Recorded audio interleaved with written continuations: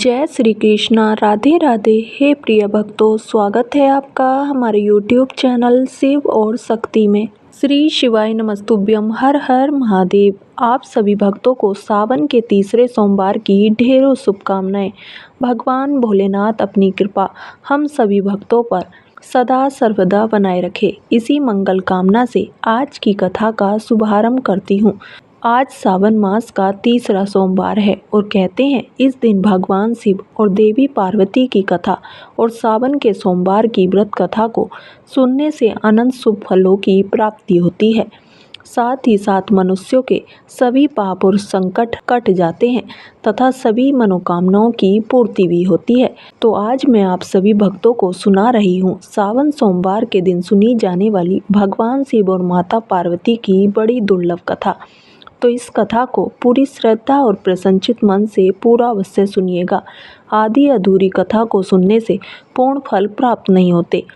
भगवान भोलेनाथ का अनादर होता है। कथा को सुनने से पहले वीडियो को लाइक और कमेंट में हर हर महादेव अवश्य लिखें। तो चलिए भगवान भोलेनाथ के चरणों का ध्यान करते हुए कथा का शुभारंभ करते हैं।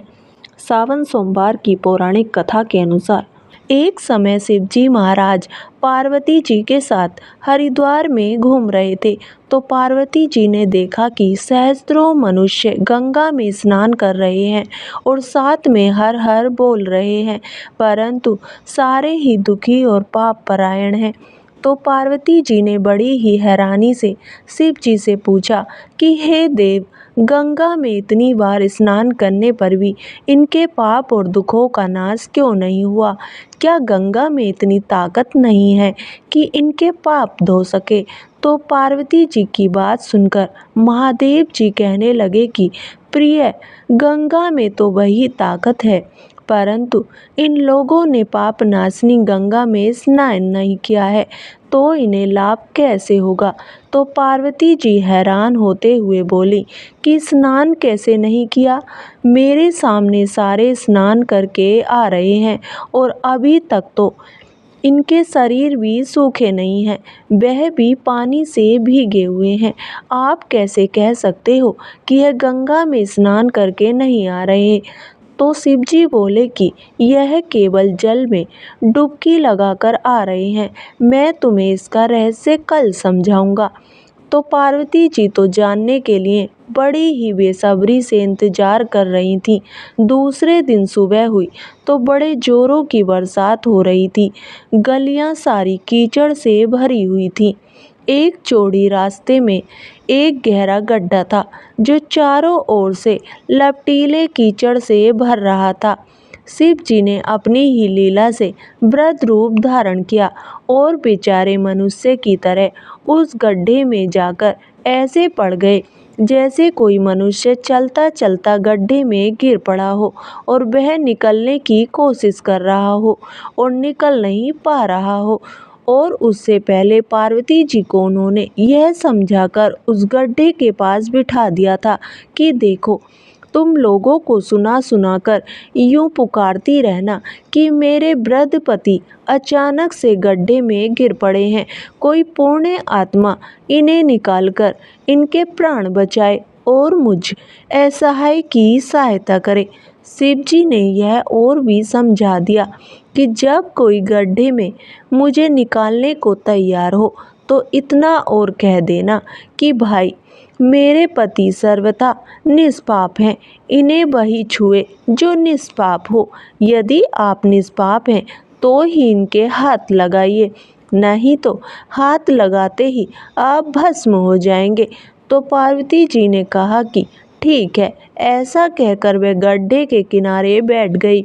तो वहां से आने जाने वाले लोगों को शिव जी के कहे अनुसार सुना सुना कर कहने लगी कि कोई मेरी सहायता करो, मेरे वृद्ध पति को इस गड्ढे से बाहर निकालो, मेरी असहाय की सहायता करो।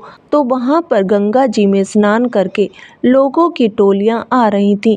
यूं सुंदर युवती को बैठी देखकर कईयों के मन में पाप आया, तो कई लोग लज्जा से डरे, तो कईयों को कुछ धर्म का अभाव हुआ, तो कई कानून से डर गए और कई लोग पार्वती जी को कहने लगे कि मरने दो बुढ़े को, उसके लिए क्यों रोती हो। तुम हमारे साथ चलो। थोड़ी देर बाद में कुछ दयालु सहचरित्र पुरुष थे। उन्होंने करुणावश युवती के पति को निकालना चाहा तो पार्वती कहने लगी कि अगर आप निष्पाप हैं तो ही मेरे पति को हाथ लगाइए, क्योंकि मेरे पति तो निष्पाप हैं। इन्होंने कभी कोई पाप नहीं किया है। अगर कोई पापी मनुष्य इन्हें छुएगा तो वह इसी समय भस्म हो जाएगा। तो पार्वती के वचन सुनकर वह रुक गए और सोचने लगे कि हम गंगा में स्नान करके तो आए हैं, पर क्या हुआ, पापी तो हैं ही। ये सोचते हुए आगे चले गए। किसी का साहस नहीं हुआ कि उस बुढ़े को उस गड्ढे से बाहर निकाल दे। सुबह से शाम हो गई। सैकड़ों आए, सैकड़ों ने पूछा और चले गए। तो शिवजी कहने लगे कि पार्वती देखो, आया कोई गंगा में नहाने वाला। थोड़ी देर बाद में एक जवान हाथ में लोटा लिए हर हर करता हुआ निकला। तो पार्वती ने उससे वही बात कही तो युवक का हृदय करुणा से भर गया। उसने शिवजी को निकालने की तैयारी की तो पार्वती ने उसे रोक कर कहा कि अगर तुम निष्पाप हो तो ही मेरे पति को हाथ लगाना, अन्यथा हाथ लगाते ही तुम भस्म हो जाओगे। तो उसने उसी समय बिना किसी संकोच के दृढ़ निश्चय के साथ पार्वती से कहा कि माता, मेरे निष्पाप होने में तुम्हें संदेह क्यों होता है? देखती नहीं हो मैं अभी गंगा नहाकर आया हूँ। भला गंगा में गोता लगाने के बाद भी कभी पाप रहते हैं? मैं तुम्हारे पति को अभी निकालता हूँ। यह कहकर उस युवक ने लपक कर बूढ़े को ऊपर उठा लिया। तो शिव पार्वती ने उसे अधिकारी समझकर अपना असली स्वरूप प्रकट करके उसे दर्शन देकर कृतार्थ किया। शिवजी ने पार्वती से कहा कि पार्वती, इतने लोगों में से इस एक ने ही गंगा स्नान किया है। इसी दृष्टांत के अनुसार जो लोग बिना श्रद्धा और बिना विश्वास के केवल दम के लिए स्नान करते हैं, उन्हें वास्तविक फल नहीं मिलता। परंतु इसका यह मतलब नहीं है कि गंगा का स्नान व्यर्थ जाता है। विश्वास के साथ किए गए गंगा स्नान का फल अवश्य मिलता है। हे प्रिय भक्तों, तो चलिए सुनते हैं दूसरी पौराणिक कथा, जिसे सुनने मात्र से ही भोलेनाथ की कृपा प्राप्त होती है। अमरपुर नगर में एक धनी व्यापारी रहता था और दूर दूर तक उसका व्यापार फैला हुआ था। नगर में उस व्यापारी का सभी लोग मान सम्मान करते थे। इतना सब कुछ होने पर भी वह व्यापारी अंतर्मन से बहुत दुखी था, क्योंकि उस व्यापारी का कोई पुत्र नहीं था।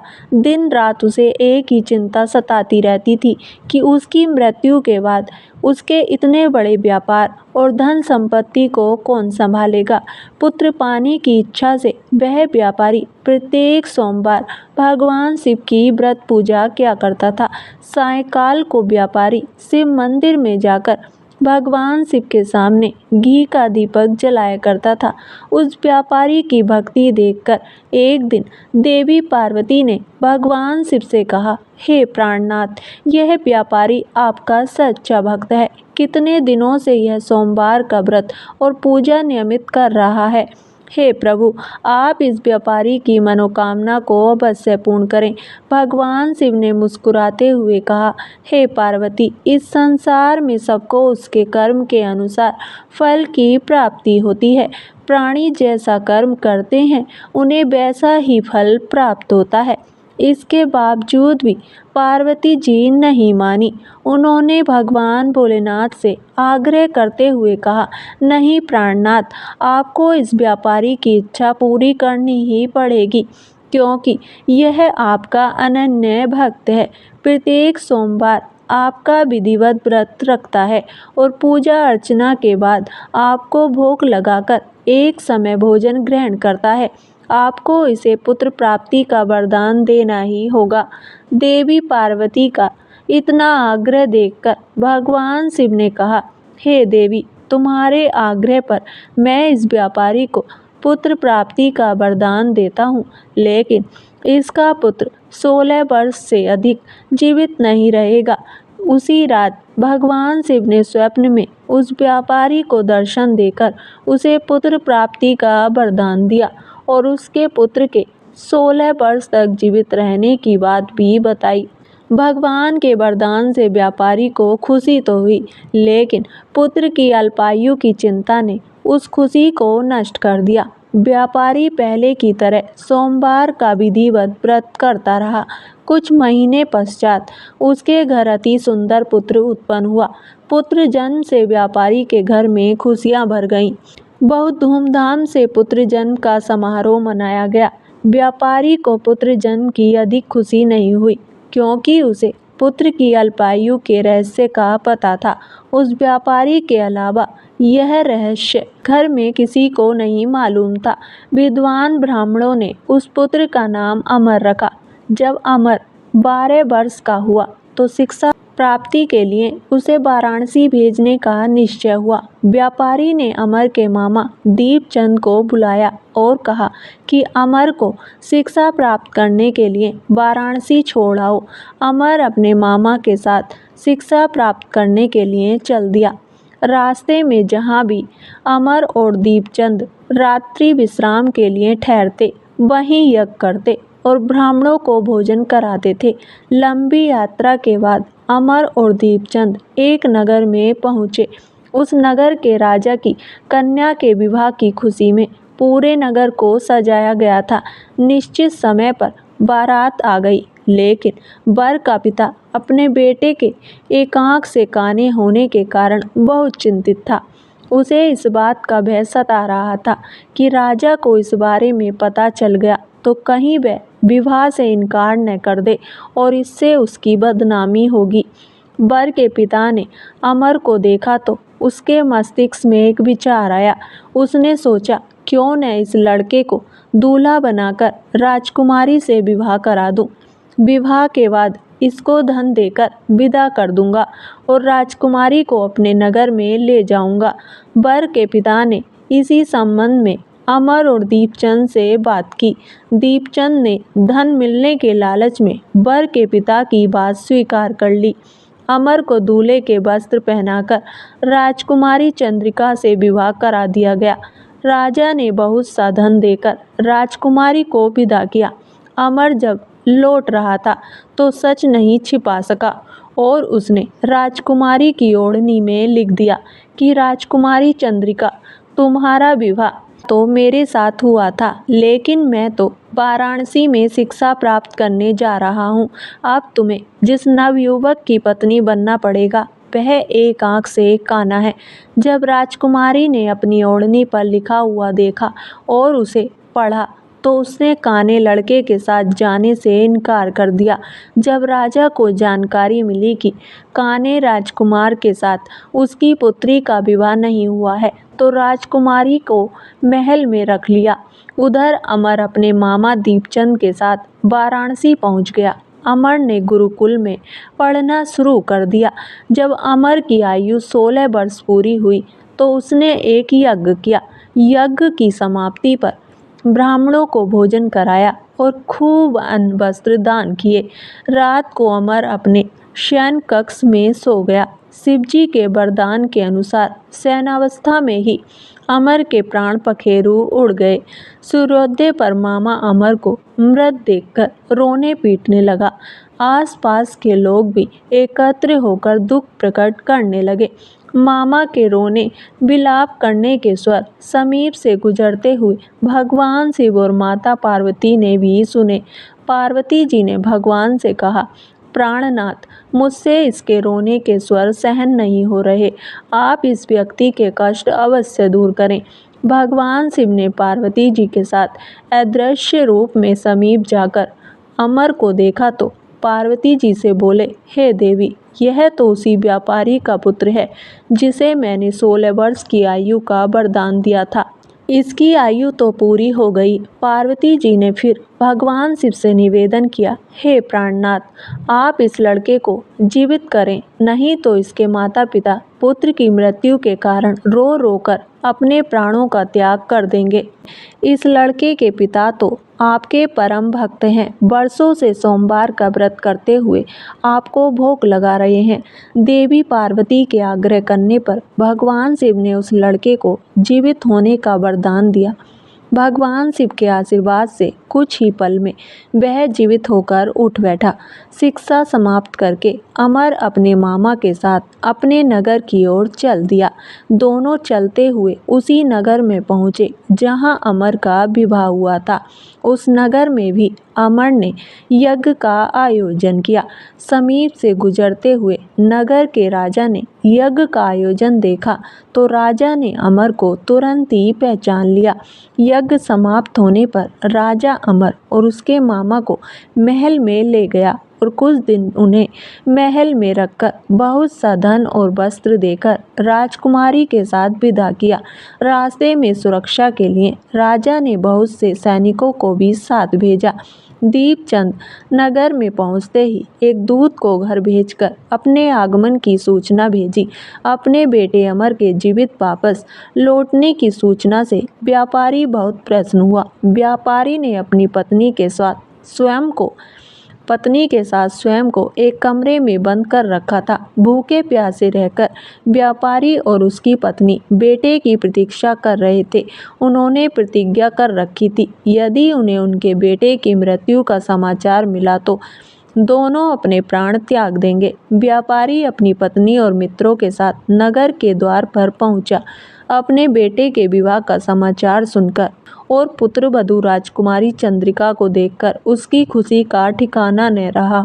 उसी रात भगवान शिव ने व्यापारी के स्वप्न में आकर कहा, हे श्रेष्ठी, मैंने तेरे सोमवार के व्रत करने और व्रत कथा सुनने से प्रसन्न होकर तेरे पुत्र को लंबी आयु प्रदान की है।